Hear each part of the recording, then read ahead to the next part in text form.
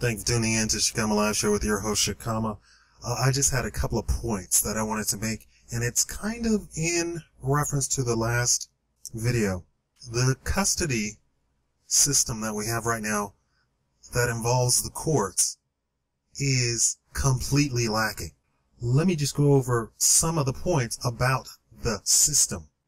83% of all custody cases are granted to women. Now, with a number like that, 83%, do you think perhaps that they're granting custody to unfit mothers, unfit parents, women who are completely unfit? You bet your bottom dollar. There is evidence that crack addict women have been granted full custody over rich, well-adjusted husbands, or fathers in this case. It's been in the news even. There have been cases where fathers have done absolutely nothing, no criminal records whatsoever, and women have claimed that the father raped them and raped the child just to get full custody. I have an idea. You know, I'm full of ideas, right? I'm full of something.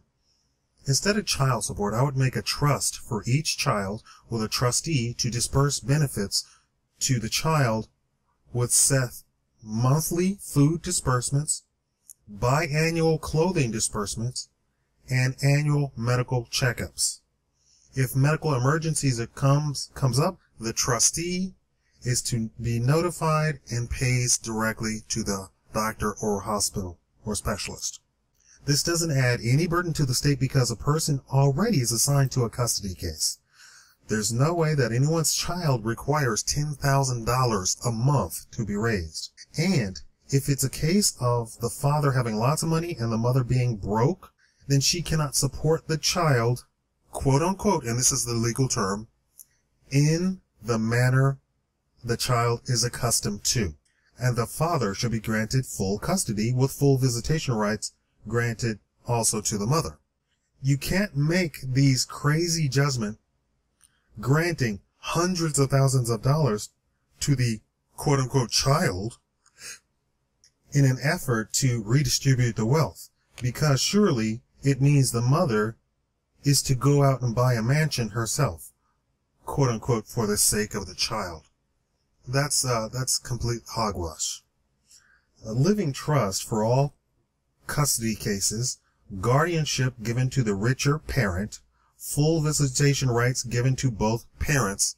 I don't care what they say. Whatever they say in court doesn't even matter, because we're going to assume we're going to assume it's prejudicial and biased to begin with 100% in both sides. The system is now uneven, makes no sense, and renders both parents poorer. You know, the state takes a cut from the beginning of the divorce or the custody case all the way to the end.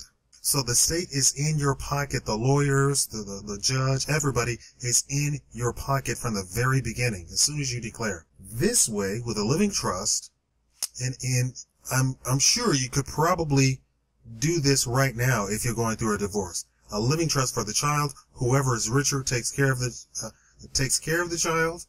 The other parent has full visitation rights. I don't care what they say. Oh, well, he beats rabbits on the weekend. I'm going to assume that's a complete lie.